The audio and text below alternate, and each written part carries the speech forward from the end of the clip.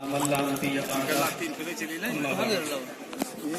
بالله من الشيطان الرجيم. بسم الله الرحمن الرحيم. اقرأ باسم ربك الذي خلق خلق الإنسان من علق اقرأ وربك الأكرم الذي علم بالقلم علم الإنسان ما لم يعلم.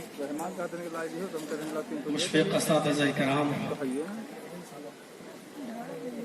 ناظم میں جامعہ سراج العلوم السلفیہ جھنڈا نگر مولانا شمیم محمد ندوی حفظہ اللہ، اور قرب و جوار اور اطراف و اکناف سے آئے ہوئے معزز سامعین، بہت لمبی چوڑی کوئی تقریر کا وقت نہیں ہے. تقریر کا وقت جب ہوگا تو انشاءاللہ میں اپنے وقت پر آؤں گا اور خطاب ہوگا ہی. آج جامعہ سراج العلوم السلفیہ جھنڈا نگر کے طلباء جو فارغ ہوئے ہیں ان کی دستار فضیلت باندھی گئی ہے، اور مولانا شمیم محمد ندوی حفظہ اللہ سے ہماری ملاقات محسن میں ہوئی تھی. تو اس وقت آپ نے کہا کہ دستار فضیلت باندھی جا رہی ہے، آپ بھی تشریف لے آئیں، اور آپ کا بھی جو دستار فضیلت جو باقی رہ گئی ہے یا کسی وجہ سے نہیں ہو پائی تھی تو آپ کے سر پر رکھ دی جائے گی.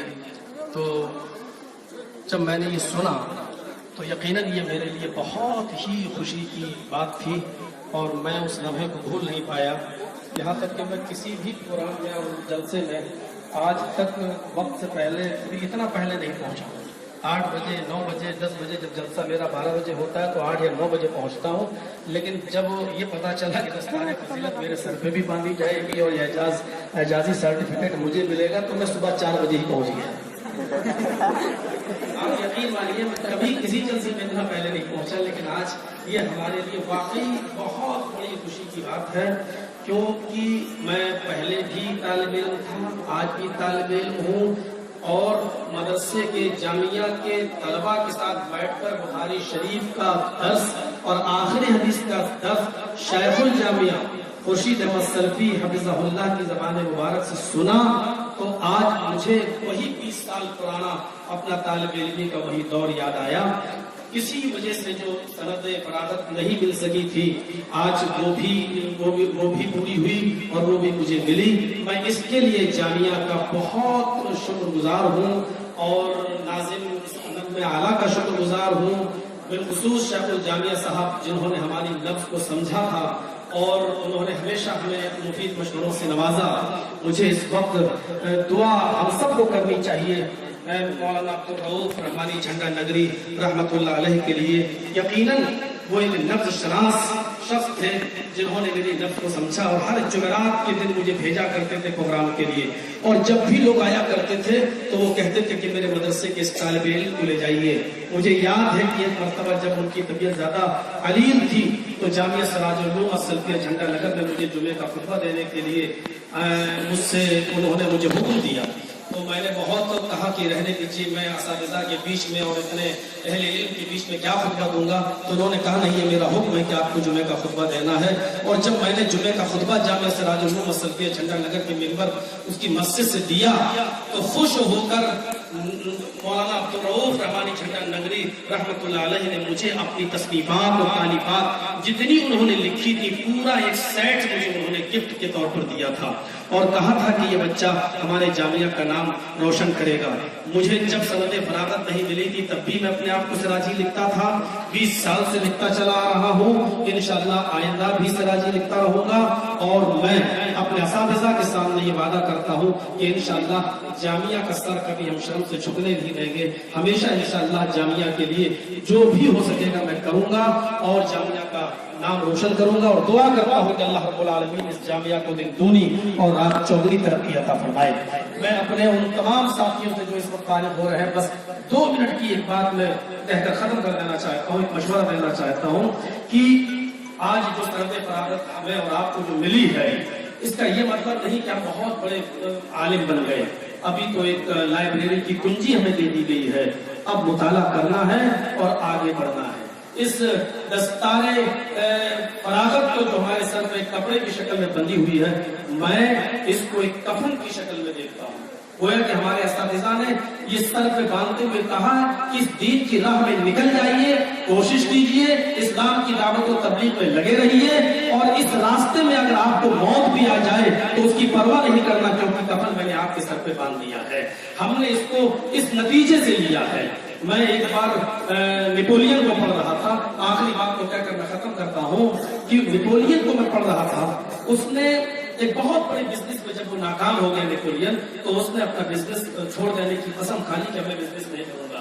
रो रहा था, लेकिन वो एक कुर्सी पर बैठकर अपने पुख्ता मकान की तरफ उसकी दीवार पे देख रहा था।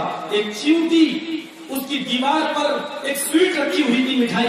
वो चींटी उस मिठाई को पाना चाहती थी, उस मिठाई को पाना चाहती थी, लेकिन दीवार पे चढ़ती थी गिरती थी, दीवार पे चढ़ती थी गिरती थी। नेपोलियन ने जब गिरना शुरू किया तो 21 या 22 मरतबा वो चींटी दीवार पे चढ़ी और गिरी, लेकिन 22 या 23वीं मरतबा में वो दीवार को चढ़ जाती है और उस मंजिल तक पहुंच जाती है जो उसका मकसूद था, यानी कि उस स्वीट तक, उस मिठाई तक पहुंच जाती है। नेपोलियन ने फौरन यही से नतीजा निकाला और कहा कि एक चींटी जब बार बार मेहनत करके अपनी मंजिल को पा सकती है, तो मैं बार बार अपने मकसद में नाकाम होकर बार बार अगर मेहनत करूं तो मैं अपने मंजिल में कामयाब क्यों नहीं हो सकता। अजीज तलबा, आप मेहनत करिए, नाकाम होंगे फिर मेहनत करिए। नाकामयाबी कामयाबी का पेशखेमा हुआ करती है। आप ये सोचिए और आपकी नजर मंजिल पर होनी चाहिए कि हमें, जैसे मेरा एक नजरिया था कि मुझे खतीब बनना है, मुक़र्रिर बनना है, और आज अल्लाह तबारक व तआला का शुक्र है कि उसने मुझे छोटा मोटा मुक़र्रिर या खतीब की शक्ल में बनाया। आपको अपना एक नुक्ता चॉइस करना है कि हमको क्या बनना है। बड़ी परेशानियां आएंगी, हसद भी होगा, कीना भी होगा, बुग़्ज़ भी रखा जाएगा, आपकी राह में रुकावटें भी आएंगी, लेकिन आपकी नजर मंजिल पे होनी चाहिए। और फिर मैं शायद के शेर को कहकर मैं बात को खत्म करता हूँ कि मंजिल की जुस्तजू में क्यों फिरता है राही, इतना अजीम बन जा कि मंजिल तुझे पुकारे। आपको खुद इतना अजीम बनना है कि मंजिल खुद आपको पुकारे। इन्हीं चंद कलमात के बाद फिर से एक मरतबा मैं शुक्रगुजार हूँ जामिया का, शेखुल जामिया का, शमीर अहमद नदवी नाज़िम साहब का, जिन्होंने मेरे सर पे दस्ताने फजीलत बांधी है। अल्लाह रब्बुल आलमीन इनकी उम्र में बरकत दे, देर इनका साया हमारे सरों पर बाकी रखे। वमा अलैना इल्लल बलागुल मुबीन व आखिरु दअवाना अल्हम्दुलिल्लाहि रब्बिल आलमीन। अस्सलामु अलैकुम।